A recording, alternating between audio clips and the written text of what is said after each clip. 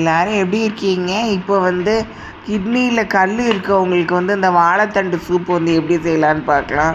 அதுக்கு வந்து வாழைத்தண்டு வந்து ஒன்று எடுத்துக்கோங்க. அதில் மேலே பெருசாக அட்டாட்டையாக ஒட்டுற இது மாதிரி இருக்கும். அதெல்லாம் பிச்சு எடுத்துகிட்டு அந்த வாழைத்தண்டை வந்து வட்ட வட்டமாக வெட்டி எடுத்துக்கோங்க. அதில் எது நார் நாராக இருந்தால் அந்த நாரெல்லாம் வந்து அந்த கையாலே எடுத்துருங்க. அதை வந்து எடுத்து தண்ணியில் போட்டுட்டு அதுக்கப்புறம் குக்கர் ஒன்று எடுத்துக்கோங்க. 3 லிட்டர் குக்கரு இல்லைன்னா 2 லிட்டர் குக்கர். அதில் எண்ணெய் வந்து 2 ஸ்பூன் ஊற்றிட்டு கடுகு உளுந்தம்பருப்பு போட்டு ஒரே ஒரு வெங்காயம் வந்து வெட்டி எடுத்து போட்டுக்கோங்க. அதுக்கப்புறம் அந்த வாழைத்தண்டெல்லாம் எடுத்து அதில் உள்ளே போட்டுருங்க.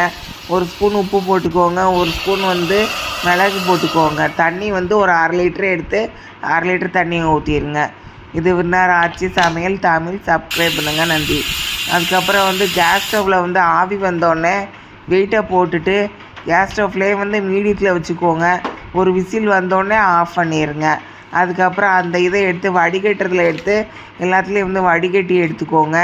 அதுக்கப்புறம் அந்த இதை வந்து சூப்பை வந்து எடுத்து அதை வந்து ஒரு கிண்ணத்தில் வந்து அதை கிண்ணத்தில் ஊற்றுறதுக்கு முன்னாடி அதை லேசாக அப்படி சுற்றுற மாதிரி இப்படி சுற்றி விட்டுக்கோங்க. நம்மளா தான் மிளகு தூள் எல்லாம் வந்து ஒரே இடமா இல்லாமல் எல்லா இடத்துலையும் வந்துடும்.